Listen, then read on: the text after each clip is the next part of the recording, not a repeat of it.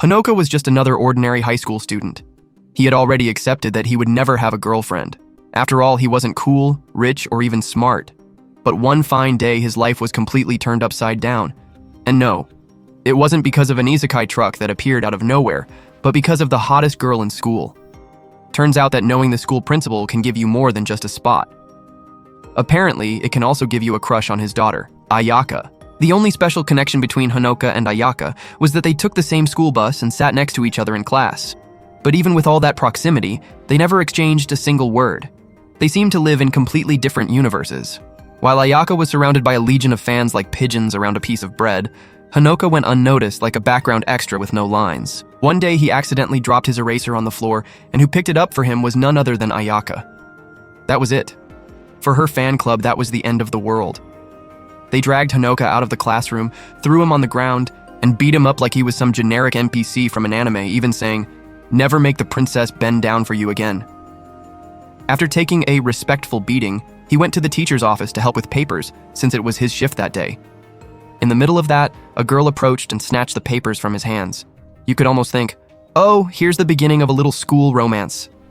But no, she was just another one of Ayaka's attendants, there to make sure Hanoka stayed far away from the school goddess, since Ayaka was also on duty that day. In the end, Hanoka's school days were always like that. He was a background character in Ayaka's story, a forgotten side character, an anime extra who didn't even get a name. One day after class, he went to throw out the trash and started reflecting about his own existence. That's when, in the middle of this existential moment, he saw a rabbit toy with an obviously demonic face thrown in the garbage. Curious, he picked it up and read a bizarre message written on its belly. The weather will be clear today, but some school buildings may collapse. He figured that could only be some fourth grader's prank. But then, a huge shadow appeared on the ground. He looked up, and yes, it was exactly what you're thinking. The school's clock tower was collapsing right on top of him. The building came crashing down on him. End of story. Or at least that's what he thought. But then, he opened his eyes and found himself in her arms. Ayaka. That's right. And the craziest part? She was wearing a witch's outfit that looked more like an anime convention cosplay. Hanoka started freaking out, obviously, but she just said, "Don't move or you'll fall." Still not understanding anything, he looked around and discovered they were floating in midair on top of a broom. Far away, a girl with cat ears watched the scene and wondered if Ayaka was a workshop witch. Then she snapped her fingers and summoned 2 giant armored stuffed rabbits to attack them. Ayaka, calm as ever, tossed Hanoka into the air, dodged the attack with an acrobatic leap, and incinerated the rabbits with a burst of fire before landing gracefully and catching Hanoka again. Exactly like a fairy tale rescue, only reversed.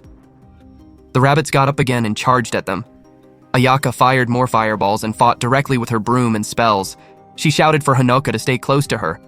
But of course, he did the exact opposite. He turned and saw the cat-eared girl waving at him from behind a building, telling him it was safe there. In his innocence, he thought she must be Ayaka's friend and ran over. But as soon as he arrived, he was surrounded by an entire troop of toy soldiers who grabbed his arms and forced him to kneel. One of them, wielding an axe, came close, ready to make Hanoka the successor to nearly headless Nick in Harry Potter. Hanoka was still trying to figure out if this was all a dream when Ayaka appeared again, burned everyone to ashes, and saved the day once more. Still thinking he was asleep, Hanoka decided to confess in the most ridiculous way possible. He told her she was beautiful, even in his dreams, and that in real life she would never care about him, much less save his life. She, like a true mix of Sailor Moon and Harry Potter, replied that it was her mission to protect him. He asked why, and she said, "Because you are my princess." Hanoka glitched. "Wait, what? I'm a princess?" And Ayaka replied, "Our anime doesn't take place in 2023. Here there are still only 2 genders, okay?" She then told him to just let her take care of everything. But Hanoka noticed that part of her hair was scorched and felt guilty. He asked why she hurt herself because of him, even after telling him to stay close. He said it was all his fault, that her burned hair was like a divine punishment for his stupidity, but soon realized that deep down he was starting to feel something for her. And maybe it wasn't just admiration. After so much time being beaten up by her fanboys, now he himself was becoming one. While drowning in his own thoughts, he saw one of the soldiers standing up behind her, ready to strike, and decided he was going to save her too. He threw himself in front, took the hit for her, and thought he would have an epic moment saying, "My body moved on its own." But he didn't even have time. He passed out before he could get the words out. Ayaka approached and hugged him gently. And yes, gently. The kind of hug that carries a different kind of energy, you know? Seeing him hurt, Ayaka got truly angry. She said she should have turned them all to ash from the start. Then she stood, invoked her ultimate spell, Million Clover, and simply incinerated everyone with a monstrous fire explosion. Later that same day, Honoka woke up in Ayaka's private room inside the school. She looked at him and firmly said, "It wasn't a dream, and someday I'll explain everything to you." For now, Ayaka said they should just go home, and so the two walked together. On the way, she explained that for now, all Honoka needed to know was that protecting him was her mission, because he was her master. He didn't understand a thing about that master talk, but decided to just walk silently by her side. And so they continued, without exchanging another word in that moment. A few days passed and everything seemed to have returned to normal. But this time, instead of just being the invisible extra at school, Honoka began attracting envy, sideways glances, and free hatred. All because early in the morning, Ayaka decided to sit next to him on the bus. After that, the two even walked together to class, which only intensified the attention. Honoka felt that if he stayed near her for 5 more seconds, he would be lynched. So he made up a stomachache and ran out of the classroom, but fate was already waiting. He was surrounded by school bullies who grabbed him by the collar and told him to know his place. Already preparing for another beatdown, Honoka was saved by Ayaka's arrival. She appeared out of nowhere, glared at the guys, and ordered them to let him go. With a quick move, she pulled Honoka's uniform into a headlock and warned, "Anyone who lays a finger on him again will end up roasted." At lunchtime, Ayaka sat next to Honoka along with some girls from her fan club. The surprise? She fed him with her own hands and even said she had prepared the food herself. Honoka didn't know how to feel, happy with her affection, but totally uncomfortable with the judgmental looks of the 20 girls around him. Feeling like an intruder, he stood up and said he would eat alone so as not to get in the way, then ran off. Ayaka, hearing that, grew furious and, in a silent rage, set fire to everyone's lunch without blinking. Meanwhile, Honoka walked alone through the schoolyard, exactly where the building had collapsed on him days earlier. He noticed how everything looked intact, as if nothing had happened. Then he felt a presence behind him. The cat-eared girl. She appeared out of nowhere and revealed that the whole collapsing building incident was just an illusion. Then she looked at him with disdain and said that now she was certain he really was a powerless idiot, since he had gotten this far without noticing anything. As she walked toward him, her body began to transform with a magical aura, witch clothes, pointy hat, and all. She introduced herself as Tanpopo, one of the tower witches, and warned that she was there to kidnap his stupid self. Before Honoka could react, Ayaka suddenly appeared, grabbed him in her arms, and pulled him away. Tanpopo, as if already expecting Ayaka's appearance, summoned her army of toy soldiers to attack. But this time it wasn't just a half-dozen little soldiers, it was a true massacre of murderous plushies. Ayaka was pierced by spears and swords from every side. When Honoka woke up after the attack, he was on the ground and saw Ayaka all wounded, covering his body with her own. She asked if he was okay, even though she was more full of holes than Swiss cheese. He couldn't understand how she was still alive. Feeling weak, useless, he told her he believed in her, but that at the moment, the best he could do was call an ambulance. Ayaka, with a serene smile, replied that if he really wanted to repay her, then he had to promise that at the next lunch he wouldn't run away. Honoka promised. Still in shock, he said she was bleeding a lot, but Ayaka smiled and said, "I'm made of fire, I'm fine." She then asked him to close his eyes and stay still.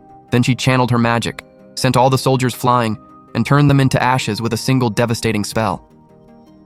After that, she walked with Honoka in her arms, as if he were a rescued princess. Facing Tanpopo, Ayaka warned she was going to fry the big-eared girl without mercy and launched a fire blast straight at her. Tanpopo even tried to defend herself by summoning more soldiers, but barely managed to escape with her tail literally on fire. After that, Ayaka tells Honoka to open his eyes. When he looks around, everything is perfectly clean, with no sign of destruction. And so, they head back home, ending yet another completely insane day. The next morning, 5 new students appear at school, and guess who? It's her, Tanpopo, along with her fellow tower witches. A few days pass, and Honoka keeps pressing Ayaka to finally explain what's going on. What's this witch business? Why is he being targeted? One day, he decides he'll insist until he gets an answer from her, but soon notices she didn't even take the bus with him that morning. Arriving at school, he changes his shoes at the entrance, walks toward the classroom, but then notices something strange. Ayaka is inside, but not alone. She's having fun with the new students. One detail catches his attention. He didn't walk into his own classroom. He's actually inside the Torture Society Club. Instead of asking why such a club even exists at school, he asks how he ended up there. Ayaka explains that she cast a spell on him, making him unknowingly walk there instead of to his classroom. She wanted a casual meeting. Ayaka then turns to the tied-up girls and declares this is a witch hunt. She wanted to get rid of them because they could pose a threat to Honoka. He isn't sure if he believes that. He looks at the desperate girls and says, at least take off their gags so they can talk, come on. And Ayaka obeys without hesitation. She reveals she wanted to finish everything quickly, but one of the witches escaped, so she used the others as bait to lure the missing one. Honoka walks up to Tanpopo and asks why they're after him. She says it's honestly no surprise that Miss Goody Two-Shoes Ayaka hasn't told him anything, and explains she wants his body. She wants the white stuff inside him. Honoka's face burns with embarrassment, not sure if he heard that right. Ayaka quickly cuts in with, "Stop believing everything your enemies say, you fool." Tanpopo then asks if they really think everything is resolved, because they still need to capture the last member of the group. At that moment, a black gooey liquid starts dripping from the ceiling until it swallows both of them completely. From within, the dark slime emerges Mei, who frees her friends and then kidnaps Honoka, dragging him through the floor into the room below, leaving the other witches to face Ayaka. Mei starts celebrating her escape with her prize, but forgets one important detail. She's not the main villain of this story. That's when the floor explodes with a powerful magic. From above, Ayaka looks down at the 4 defeated witches on the ground. She then calmly descends and begins walking toward Mei, but the Shadow Witch orders her to stop, threatening that if she takes one more step, she'll have her pet wolf bite Honoka's neck. And seriously, what do these witches have against his neck? Ayaka doesn't even flinch. She tells him not to worry because she'll fry that lunatic in a second, and keeps walking firmly. Mei, in response, stands up holding Honoka hostage and makes the wolf actually bite his neck. But instead of panicking, Ayaka simply sets everything on fire, delivers a powerful kick to her enemy, and frees Honoka. Surprisingly, Honoka's neck is intact. The one who actually took the bite was Ayaka, and only afterward does he realize she switched places with him at the last second. Mei takes advantage of the opening and flees with her allies, leaving everything behind. Later that same afternoon, Honoka wakes up in Ayaka's room inside the school. Next to him, she's wearing a scarf. In the middle of summer, he realizes she's hiding the wound. She apologizes and confesses that she wanted him to live a peaceful, normal life. But if things keep going like this, the Tower Witches will continue to hunt him. So, the only option now is to fight back, to defeat the mind behind all of this. The problem? She has no idea who it is. Honoka listens to everything and feels guilty that she got hurt because of him. He looks at her seriously and says he wants to know everything. And more, he asks to become her apprentice. He doesn't want her to face everything alone anymore. Meanwhile, somewhere inside a fancy cafe, the school principal and Ayaka's mother, Kazane, meets with an old rival, the villain, Cronoir. After just 130 years without seeing each other, Cronoir says she discovered some Medusa students have been picking fights with Kazane's protégés, and that she might want to join in the fun. That weekend, Ayaka calls Honoka and asks him to meet her outside school. He thinks it might be a date, but in reality, she just wants to keep her promise, to tell him the truth about the witches and everything that's going on. She says they're going to school, but first they'll stop at a diner. On the way, Ayaka begins to tell the story of the magical world. She explains there are 2 types of witches, workshop witches and tower witches. The workshop witches are the ones who protect the world. They build workshops in places where people gather, such as towns and villages. Their role is to prevent magic from being used for evil. They live in these places, and that's why they're called that. The tower witches are the opposite. Selfish. They don't follow any rules, use their powers only for their own benefit, and don't care if that harms other people. Ayaka then says that if he's captured by them, the world could literally end. After that, they enter the diner and take a break. When the food is served, a waitress shows up speaking in a voice way too high-pitched to Ayaka. She stares at the girl with a sour expression, but listens to everything she says. The waitress, whom Honoka recognizes as the school's student council vice president, warns that Cronoir is in town and that more tower witches are coming as well. Oh, and detail, the vice is also a workshop witch, just like Ayaka. After Ayaka finishes her soda, the 2 leave the place and stop by a shopping mall to buy clothes. While she tries on some outfits, Honoka sees a cute girl helping a lost child. He approaches, impressed. But then the girl looks at him, opens a little notebook with notes, and confirms he's the same guy from the photos. Suddenly, she kicks the child. Yes, without mercy, like it was some useless NPC, and pulls out a sword. Without warning, she leaps at Honoka. She's a tower witch. In seconds, her friends appear from behind and attack Ayaka. One of them even starts shooting with a pistol, American-style jutsu gunner. Ayaka, with cold blood, uses her cape a la Batman to deflect all the bullets. Then she unleashes a fire attack so brutal it looks like Ace's fire pistol. Yes, the same one from One Piece. And leaves all the witches fried on the floor, with Honoka in her arms, once again in princess mode. She exits the scene like a secret MI6 agent. Mission accomplished. After finishing their mall trip and causing a minor fire, the two head back towards school. On the way, Honoka apologizes for getting involved in all this madness. He even suggests maybe it would be better if he were locked up or sealed somewhere, but Ayaka denies it. She says he doesn't need to worry about that she'll protect him forever.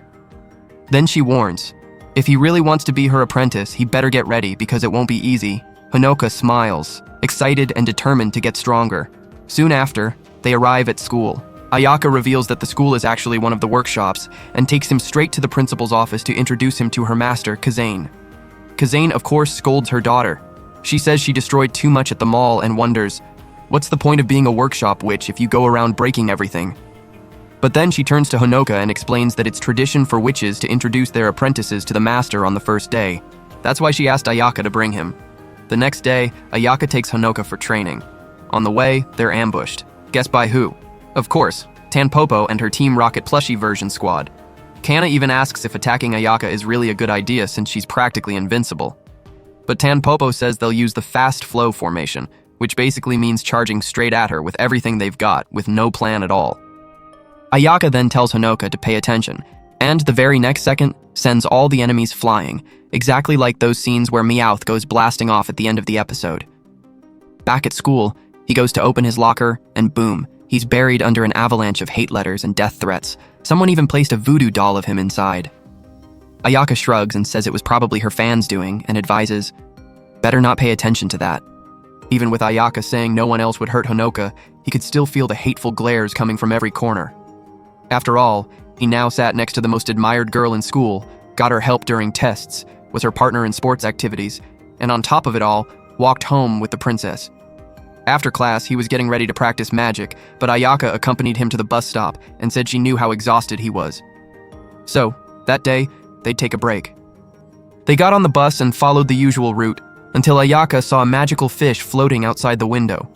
She looked at the destination sign and noticed the name of the next stop had been replaced by something very sinister. End of the line. Instantly, she stood up and looked back. And there was Cronoir, sitting in the back of the bus. The place was completely empty. Even the driver had vanished. The bus was now being driven by Cronoir's magic itself. Ayaka ordered Honoka to stay put and went to face the enemy, who stood up and introduced herself with a cold smile. Ayaka prepared to launch a fireball, but Cronoir used her magic and stopped her from moving, a kind of magical dictatorship spell. Cronoir attacks with a powerful spell, but as expected, Ayaka doesn't suffer a single scratch. Honoka, unaware of her true power, foolishly steps in front of her as if he could protect her. Cronoir watches the scene coldly, declaring that no strike against Ayaka can prevail, for she is unbreakable. With a sudden movement, Ayaka lunges with lethal precision, piercing Cronoir's stomach with a clean strike. Honoka, stunned, falls to his knees, feeling a sharp pain, but quickly realizes his body is unharmed. In contrast, Ayaka collapses, blood flowing from the exact spot where he was struck. In an icy tone, Cronoir reveals that a skill called damage transfer connects them. Any wound inflicted on Honoka is absorbed by Ayaka whenever they are close. She explains that this bond was born of an ancient pact. To become a witch of incomparable power, Ayaka accepted the mission of protecting Honoka, channeling the mystical energy that pulses within him. To save her now, he must release more of that energy, a powerful spiritual essence, like an inner guardian. Cronoir hands him a glowing crystal, instructing him to consume it to awaken his latent potential. Before Honoka can decide, Ayaka intervenes, refusing to let Cronoir manipulate their bond. With a firm gesture, she summons intense green flames, forcing the enemy to retreat. In an instant of transformation, Ayaka channels Honoka's energy, taking on a majestic form with powers evoking the ancestral strength of a dragon. Her presence is overwhelming, and she shatters Cronoir's barriers, striking her with deadly precision. However, Cronoir escapes, leaving them in a deserted part of the city. Honoka awakens first and notices that Ayaka's wound is miraculously healed, but she does not wake up. Desperate, he carries her to the hospital, where a nurse assures him that she only needs rest. When he gets home, Honoka finds the magical crystal in his pocket, the same one Cronoir tried to make him consume. He hides it in a drawer, keeping it for a moment of need, while reflecting on Ayaka's pact. Were their lives already intertwined before they even met at school? The next day, Ayaka reserves the school gym to train Honoka. She gives him a wizard's cloak imbued with mystical properties and explains its functions. With the cloak, Honoka feels his body lighter, able to leap to impressive heights, nearly touching the ceiling of the gym. Ayaka, with a steady gaze, guides him, holding him carefully as he comes down. Then, she challenges him to lift her, and Honoka realizes that the cloak amplifies his strength, making her light as a feather. Ayaka demonstrates how to summon a magical broom stored in the cloak with a precise flick of the wrist. Honoka tries but fails, feeling the weight of his inexperience. When Ayaka's alarm goes off, signaling the end of training, students invade the gym. Honoka panics, fearing they'll see his robes, but no one seems to notice them. Ayaka explains that the cloak carries an enchantment that makes them practically invisible, diverting others' attention. They leave the gym, and Ayaka asks if he's afraid of heights. Without waiting for an answer, she grabs him and rises into the sky on her magical broom. As they fly, she explains that witches patrol the city this way, ensuring the safety of their territory. 5 powerful witches from the school are always vigilant, protecting the area from supernatural threats. During the flight, Honoka sees a child being bullied by a group of aggressors. He insists on intervening, but Ayaka stops him, explaining that witches' role is to fight magical forces, not interfere in human affairs, to preserve the secrecy of their existence. Dissatisfied, Honoka desperately summons his broom and dives toward the bullies. He barely avoids a fatal fall, colliding with them and knocking them down. They turn on him, but Ayaka arrives in time, unleashing a wave of magic that neutralizes them, protecting Honoka and dissipating the threat. Honoka questions Ayaka about the rule of not interfering in civilian affairs, and she explains that the aggressors were actually disguised witches, able to perceive his presence despite the enchanted cloak. The child being attacked was a friend of Kasumi, Honoka's younger sister, who studies at the same school. Since she is not a witch, she didn't witness the magic, remaining unaware of the supernatural confrontation. Meanwhile, in Rotenburg, Medusa, sealed under maximum security, breaks her mystical chains and escapes. Her first goal is to reunite with her former pupils, the Tanpopo rocket team. Before Medusa can reach them, Tanpopo and her allies gather in a restaurant, planning how to capture Honoka and defeat Ayaka. The task is daunting. Ayaka seems invincible, and Honoka is bound to her by a mysterious force that keeps them inseparable. Rin, one of the allies, proposes a subtler strategy. Avoid direct confrontations with Ayaka and wait for a moment when Honoka is isolated to capture him. The group agrees, but before they leave, Cronoir appears and offers her collaboration, promising to reveal secrets that could weaken Ayaka. The next morning, Honoka wakes up and goes downstairs to get ready for school. Kasumi, his sister, greets him warmly, helping fix his messy hair with a comb and dryer.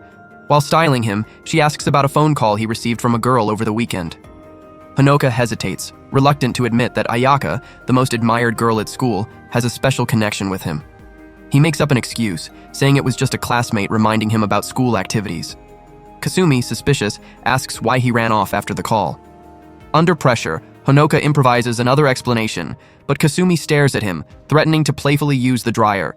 She reveals that she knows about his involvement with Ayaka, since rumors circulate at school and many are hostile to him for being so close to the princess.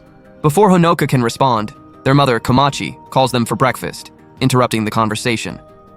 Kasumi warns she'll bring it up again at night. Meanwhile, Ayaka waits for Honoka at the bus stop, but is surprised by 3 witches from Tanpopo's group. After breakfast, Honoka remembers his meeting with Ayaka and rushes to the bus stop. On the way, he falls into a trap prepared by Tanpopo, who uses mystical soldiers in the form of rabbits to capture him. Immobilized, he hears Tanpopo reveal that her allies are fighting Ayaka, now vulnerable, since Cronoir shared the secret of her invincibility. Separating her from Honoka weakens her. Suddenly, 2 of Tanpopo's soldiers are thrown into the air by an overwhelming force. Tanpopo looks up and sees a giant teddy bear manipulating her soldiers. It's Kasumi, revealing herself as a powerful witch. Furious at the interruption, Tanpopo summons her own titan, a colossal rabbit, unleashing an epic showdown. Kasumi's bear dominates at first, but the rabbit counterattacks with precise blows. The battle intensifies, with both titans trading devastating attacks until a skeletal T-Rex emerges, controlled by Rin. Kasumi, undaunted, transforms her bear into a colossal creature, crushing the rabbit and the T-Rex with a single strike, leaving a trail of destruction. Kasumi descends from the bear and approaches Honoka, who watches in shock. He asks what's going on, and she firmly replies that she was always the one protecting him whenever Ayaka wasn't around. Worried, Honoka holds her hands and insists on saving Ayaka. But Kasumi points at her, calmly sitting on the bear's paw, absorbed in a book. Ayaka comes down, and Honoka runs to her, relieved at her safety, thanking her for facing the witches. Kasumi, annoyed, questions why he doesn't thank her, since she was the one who actually saved him. She confronts Ayaka, reminding her of their agreement. Kasumi would protect Honoka at home, on holidays and weekends, while Ayaka would care for him at school and on the way there. Ayaka, however, broke the pact by taking him out last weekend.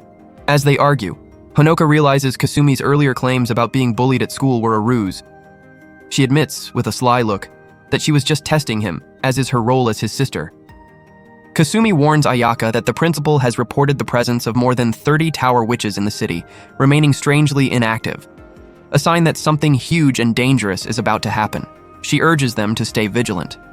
Meanwhile, elsewhere in the city, Kazane turns on the TV and sees images of the devastation caused by the battle between Kasumi and Tanpopo. With a heavy sigh, she calculates the cost of repairing the damage, dreading the financial burden that will fall on her. In the city, Ayaka confides to Honoka that she wants to protect him full-time, suggesting they live together from now on. At the same time, Kazane schemes in secret, ordering her crocodile servant to capture all the tower witches in the city and take them to her base. Meanwhile, Kana receives an urgent call from Rautenberg, warning about Medusa's escape, a threat that could shift the balance of power. The next day, Ayaka visits Honoka's house to speak with his mother, Komachi, and Kasumi, asking permission for Honoka to live with her full-time. To everyone's surprise, Komachi agrees immediately and begins sharing a story from her youth. She reveals that in high school, she formed a deep friendship with a powerful girl known as Dragon Fang, none other than Kazane, Ayaka's mother. Their connection was so strong that they promised to unite their children in the future, sealing an engagement between Ayaka and Honoka before they were even born. Kasumi, indignant, protests, refusing to let her brother leave. Komachi firmly tells her she must accept that Honoka has to follow his own path. When Kasumi insists, Komachi scolds her with authority, gently pushes her aside, and instructs Honoka to pack his things and go. Ayaka and Honoka leave, and she asks if he's comfortable with the idea of living together. He replies that anyone would dream of such an opportunity, but confesses he feels a strange familiarity, as if they had already shared something in the past. Ayaka agrees, admitting her memories are also hazy, except for one certainty. Her mission is to protect him with her life. She suspects a powerful force has manipulated their memories, as if everything were part of a greater plan. A luxury car arrives and the driver opens the door for them. Honoka, impressed, realizes Ayaka's wealth as the principal's daughter. They arrive at an imposing mansion, almost a palace. Upon entering, they are greeted by a team of maids, and Ayaka guides him to an elevator that takes them to the upper floors where her room is.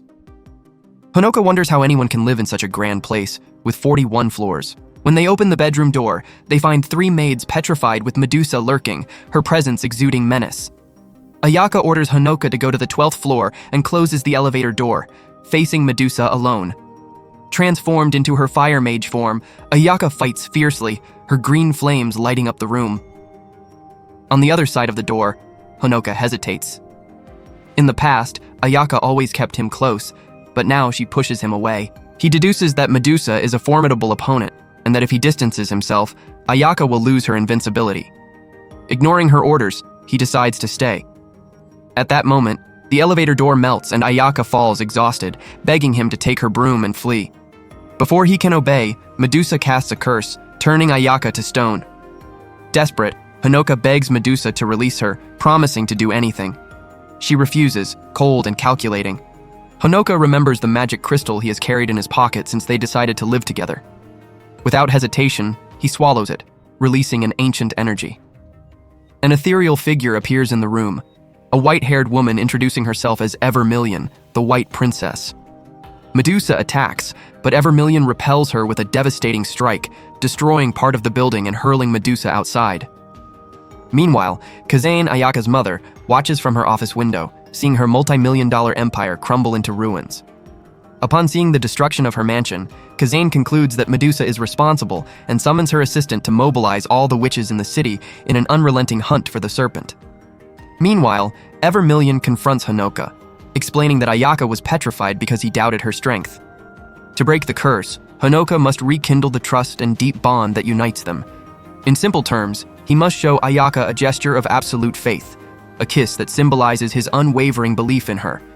Before disappearing, Evermillion warns him to stay safe, avoiding summoning her presence too often. Medusa returns, bringing with her the Tanpopo rocket team, her loyal pupils.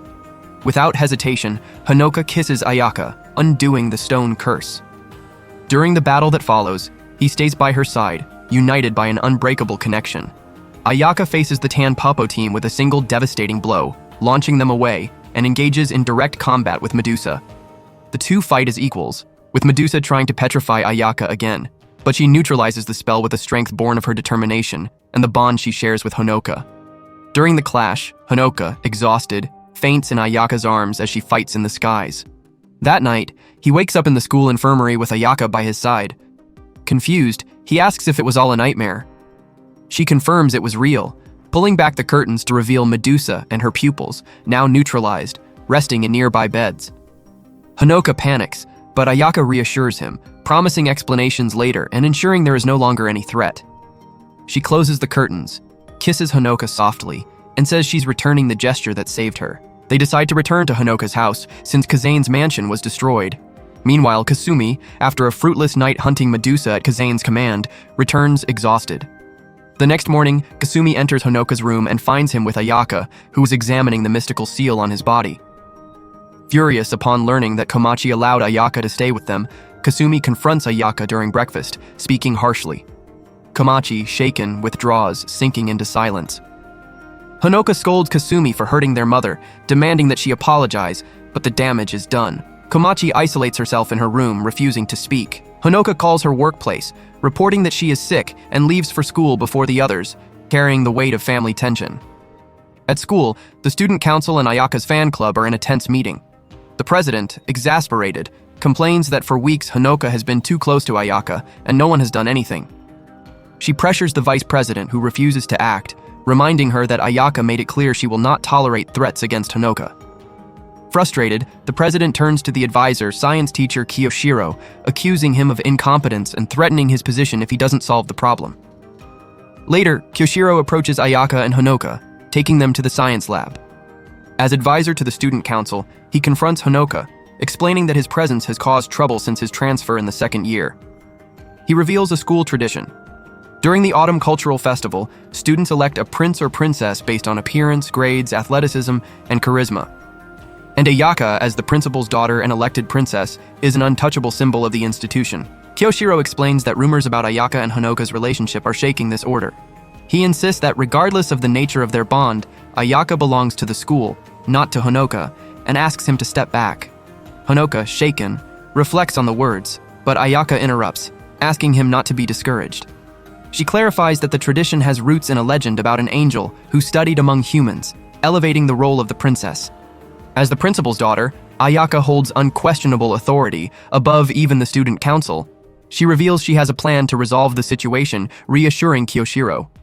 Relieved, he changes the subject, saying he called them for a greater reason.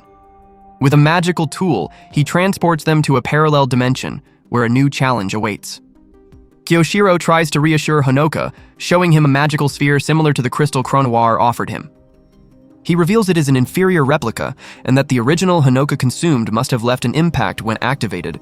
Honoka, perplexed, asks how Kiyoshiro knows this, since he only shared the secret with Ayaka. Kiyoshiro explains they are in a parallel dimension because Honoka used the crystal to summon Evermillion, the white princess sealed inside him.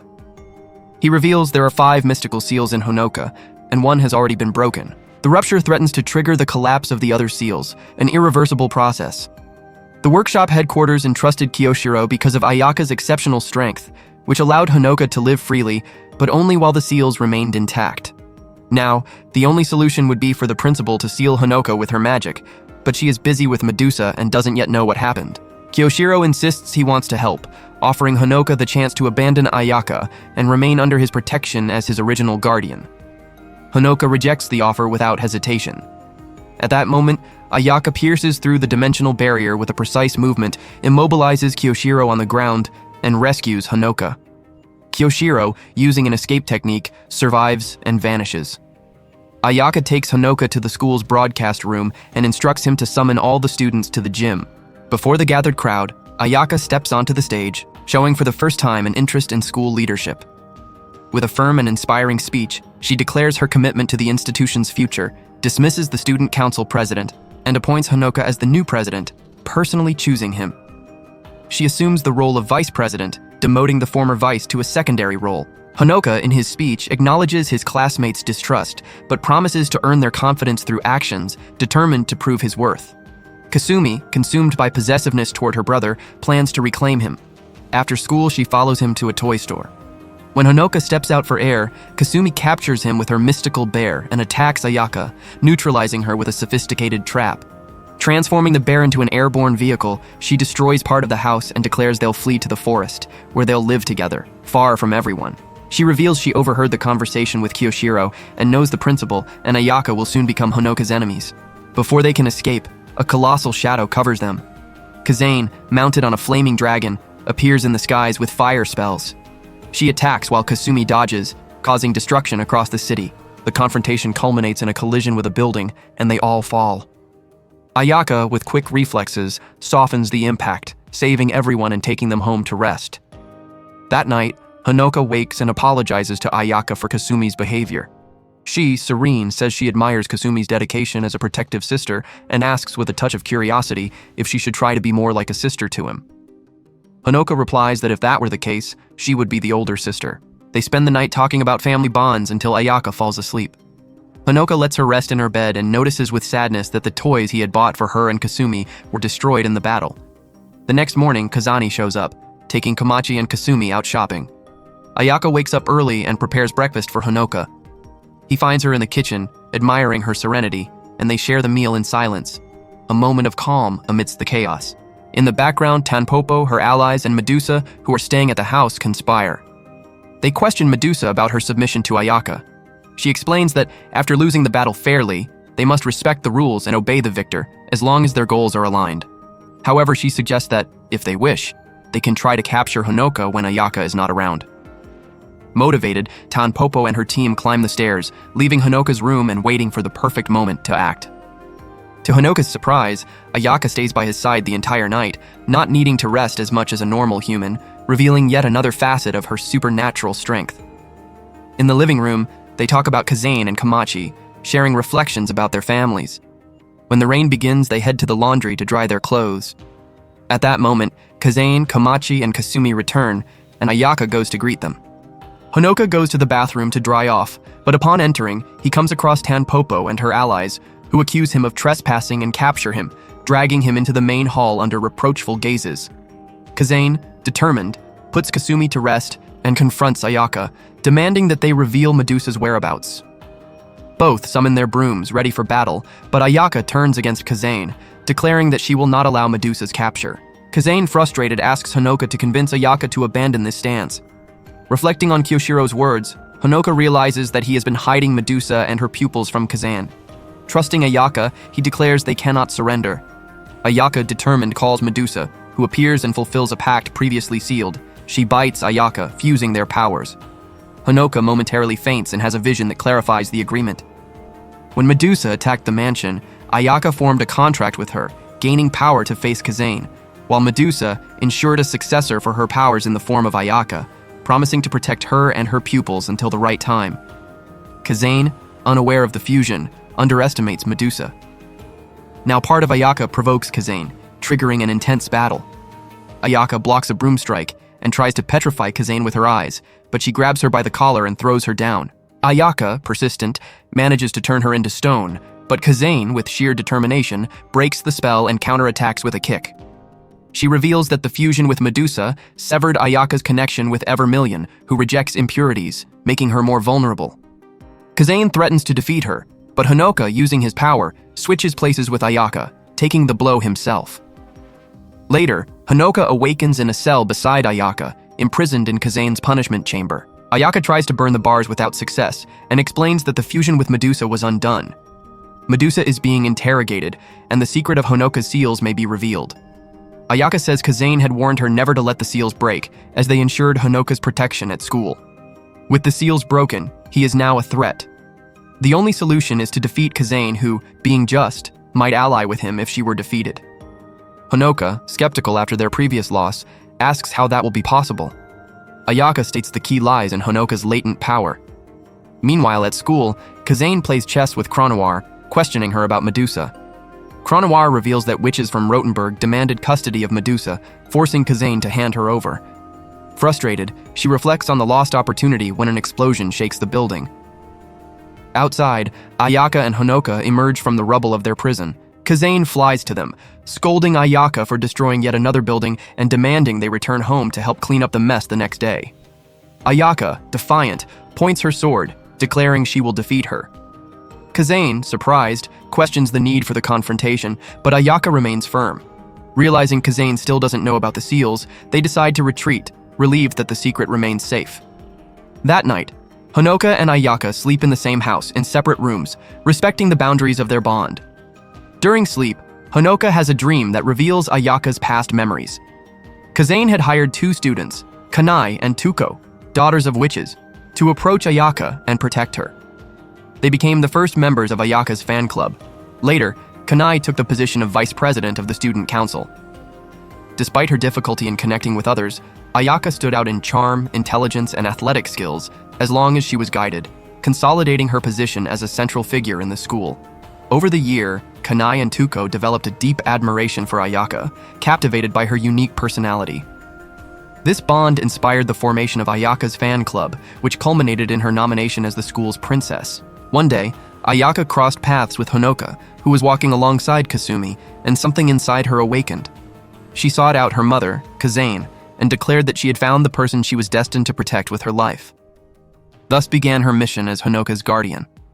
The next morning, Kasumi enters the kitchen and finds the dining table occupied by the Tanpopo rocket team.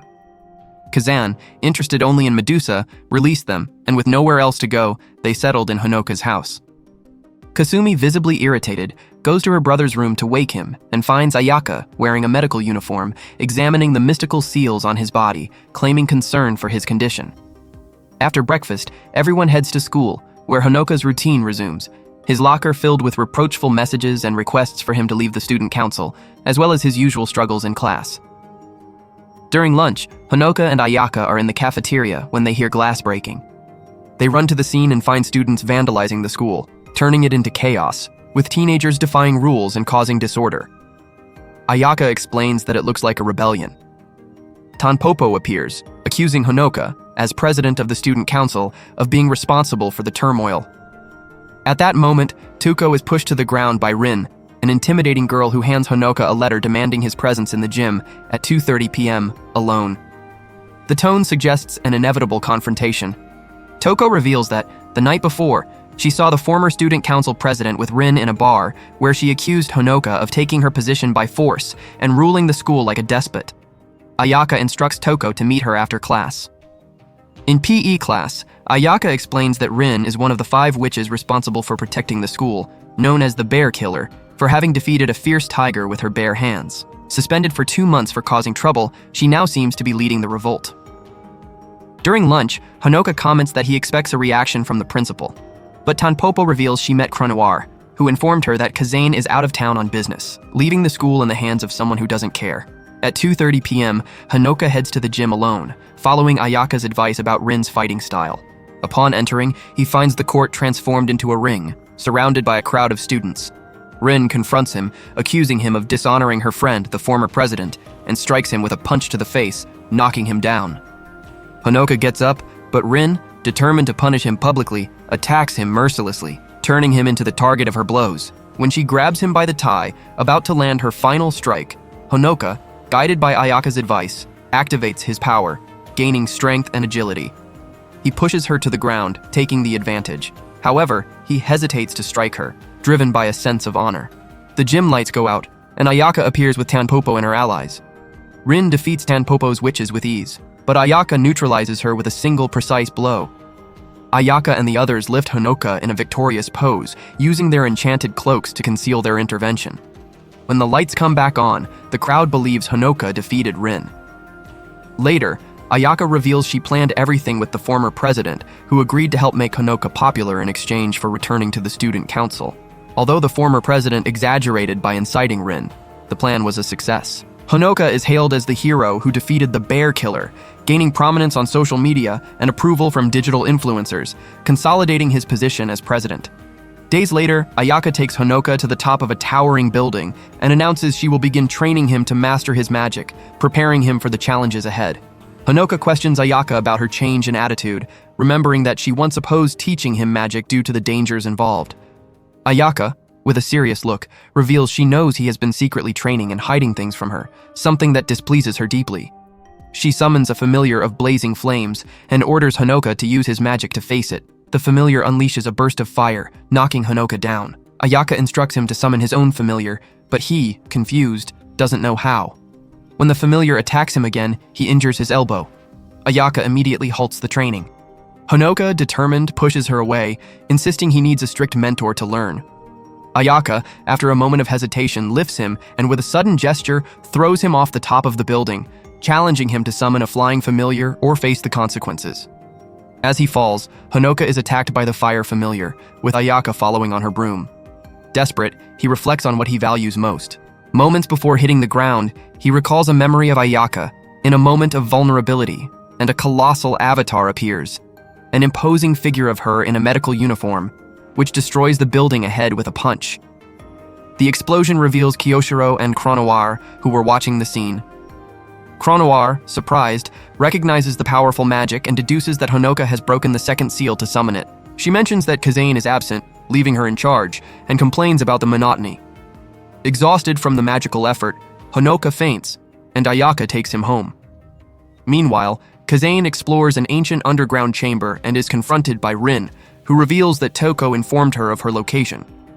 Rin delivers a message from a self-proclaimed Tower Witch messenger, a sorceress named Weekend, who has taken everyone in the city hostage. A week later, Ayaka and Honoka head to school for an exam, while Kazane meets with Weekend. Kazane confronts Weekend, mentioning the bomb and proposing to negotiate custody of Honoka. Weekend, coldly, clarifies that she desires Honoka's powers, but is not there to negotiate.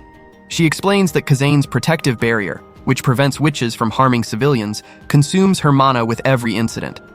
Normally, Kazane's mana reserve is inexhaustible, but Weekend plans to overload it.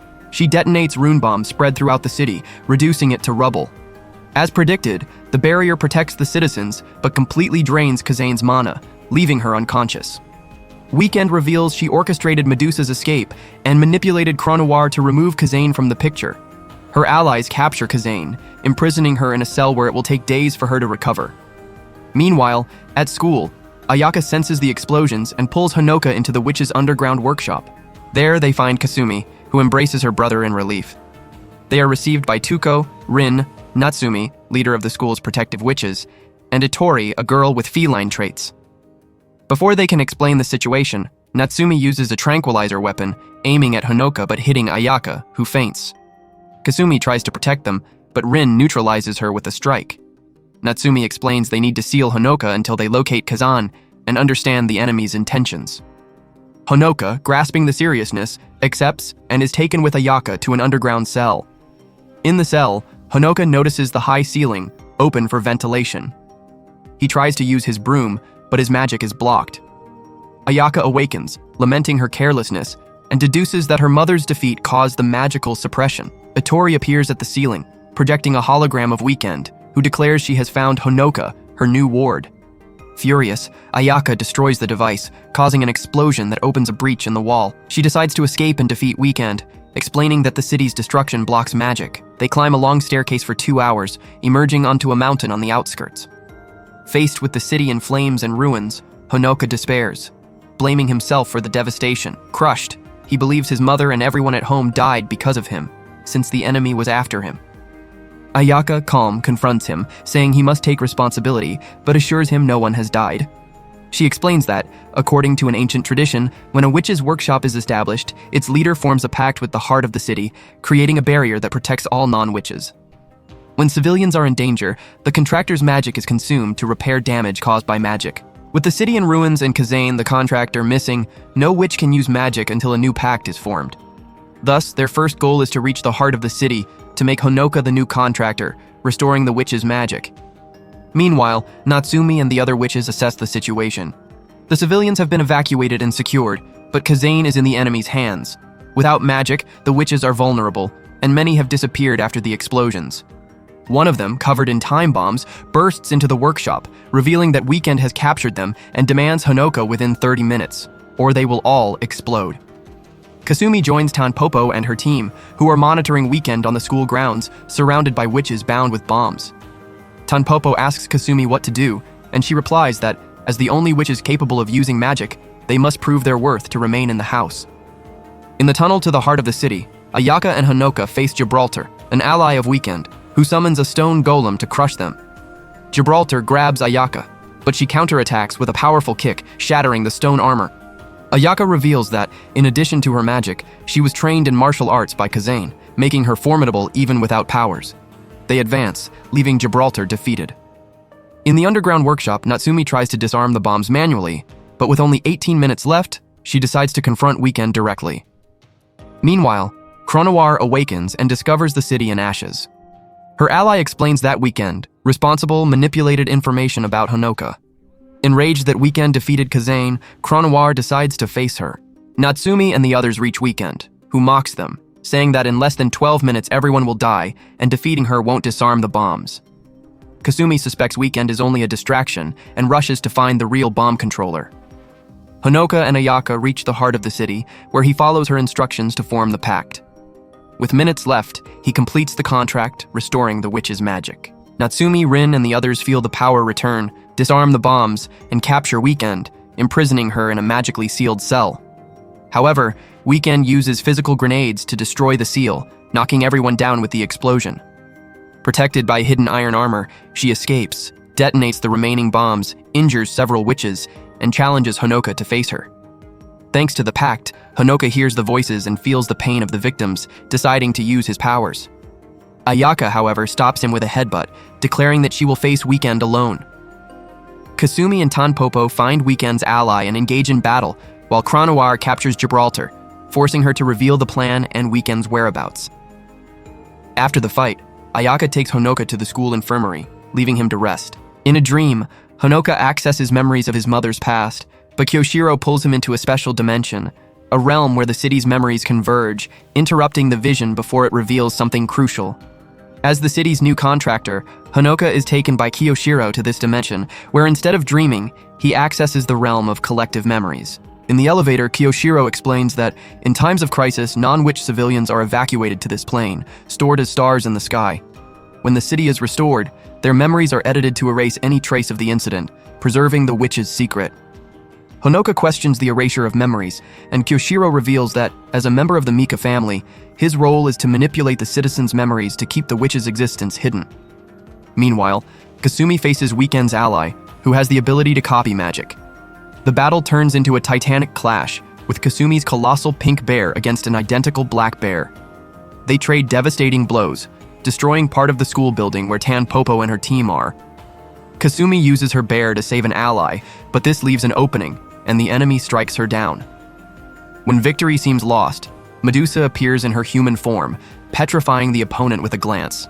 She scolds her pupils for failing to defeat such a weak adversary and flees with them, pursued by the witches of Rotenburg. In the school infirmary, Itori enters and asks Ayaka about Honoka. She explains that he has a high fever, the result of the effort to form the pact with the city. Itori reports that she completed her mission, stating that Chronoir is hunting tower witches. She warns Ayaka not to worry about Honoka, but Ayaka, determined, thanks her and asks Itori to stay with him. Wielding her sword, Ayaka flies to the church where Weekend awaits her. She attacks immediately but is repelled by an explosion. Weekend reveals that, unlike Ayaka and Kazane, she has no extraordinary powers. Her strength lies in strategy, years spent preparing bombs scattered throughout the city, allowing her to fight them anywhere. The place is mined, and Ayaka is at a disadvantage. The church ceiling collapses on her, but Ayaka emerges with her flames, facing Weekend in close combat. Despite her skill, Ayaka is thrown against the door by an explosion, while Weekend summons gigantic monodolls to attack her. At school, Honoka and Kyoshiro are surprised by an ally of Weekend. Kyoshiro uses his magic to send Honoka back to the real world. He wakes in the infirmary, where Itori forces him to stay in bed due to his fever. She receives a call from Kyoshiro, who warns about a time bomb planted by Weekend in the realm of memories. If not disarmed, all the evacuees will die. Itori takes Honoka to Ayaka, arriving just in time to find her defeated on the ground. Honoka takes her in his arms, begging her to use her powers to stop Weekend and save everyone. Ayaka, with effort, overpowers Weekend, demanding the location of the detonator. Weekend, with a cold smile, reveals it's too late and activates the bomb. Facing imminent destruction, Honoka summons Evermillion, despite Ayaka's warnings. In the realm of memories, Evermillion confronts him, reminding him he went against her advice. He expresses his desire to restore the lives and the destroyed city. Evermillion agrees, but demands an equivalent price: Honoka's life. She warns him that, by the pact, his death would also kill Ayaka. After a moment of reflection, Honoka accepts, sealing the contract. The city is restored, the buildings rise again, and the citizens return as if nothing had happened. Honoka, embraced by Ayaka, apologizes for sacrificing their lives. Ayaka, refusing to accept it, invokes Evermillion and offers her own life in exchange. Her magical form dissipates, and she collapses unconscious, while Honoka survives. Before he can process the loss, Weekend, restored by the wish, stabs him in the back, taking advantage of the moment of vulnerability. With a look of disdain, she accuses Honoka of ruining her plans, revealing she has only one knife left. She taunts him, saying he can join Ayaka in death. With effort, Honoka pulls the knife from his body and knocks her down, pinning her to the floor. He drives the blade beside her head, declaring that he will no longer allow her to manipulate lives or condemn him to misery. He states that no matter how many times she tries, he will always thwart her schemes. Exhausted, he collapses on top of her from the wound. Impressed, Weekend decides to spare him and orders her ally to heal him, noting that she still has a few days before Kazane fully recovers. They flee to their hideout, but are intercepted by Cronoir and her crocodile servant, who capture Weekend. In the infirmary, Honoka weeps over Ayaka's motionless body. Itori enters, receiving a call from Kyoshiro, who informs them the mission was successfully completed. Honoka, consumed by sorrow, recounts everything that happened. Kyoshiro, intrigued, points out an inconsistency. Only the contractor can fulfill the requirements of a pact, which means Ayaka could not have offered her life in Honoka's place. He notes that her body, though not breathing, remains warm, suggesting she is not dead. Kyoshiro proposes a ritual, a magic circle to restore the pact between them. Honoka cuts his palm, lets the blood drip onto Ayaka's chest, and, hesitant, kisses her forehead, unable to touch her lips. After a tense moment, she awakens, breathing again. In the realm of memories, Honoka confronts Evermillion, accompanied by Kyoshiro. She explains that, as children, Ayaka and Honoka sealed a pact. If he died or needed help, she would release her power, allowing him to keep her alive. When Honoka restored the city, Ayaka broke the contract, nullifying the need to share her power. Thus, her sacrifice was invalidated, and Honoka survived by his own strength. Evermillion confirms that balance has been restored, but warns that new challenges will arise. Meanwhile, Cronoir faces Weekend in a devastating duel, defeating her with ease. Disappointed by her weakness, she considers interrogating her, but Kazane appears, demanding custody of Weekend. Surprised, Weekend questions how Kazane recovered in less than a day, when it should have taken a week. Kazane reveals her mana was restored in only 20 hours, but she chose not to intervene earlier to allow Ayaka and Honoka to handle the crisis, stepping in now to end the conflict. Cronoir and Kazane dispute the right to deal with Weekend, triggering an intense battle. Exchanging powerful blows, they demonstrate their incomparable strength, but Kazane prevails, solidifying her position as the most powerful. The next morning, Honoka wakes up in his room, greeted by Ayaka with a serene welcome. She encourages him to get ready for school, revealing that her magical powers will take time to recover, but that she is fine even without them. On the way, the Tanpopo rocket team tries to ambush Honoka, but Ayaka, even without magic, demonstrates her authority, immobilizing Tanpopo and her allies with impressive physical strength. Intimidated, they apologize and retreat. Order is restored, and the city resumes its routine as if the chaos had never occurred. Thus, the journey of Honoka and Ayaka, marked by sacrifices, pacts, and victories, comes to a pause, leaving the promise of new challenges on the horizon.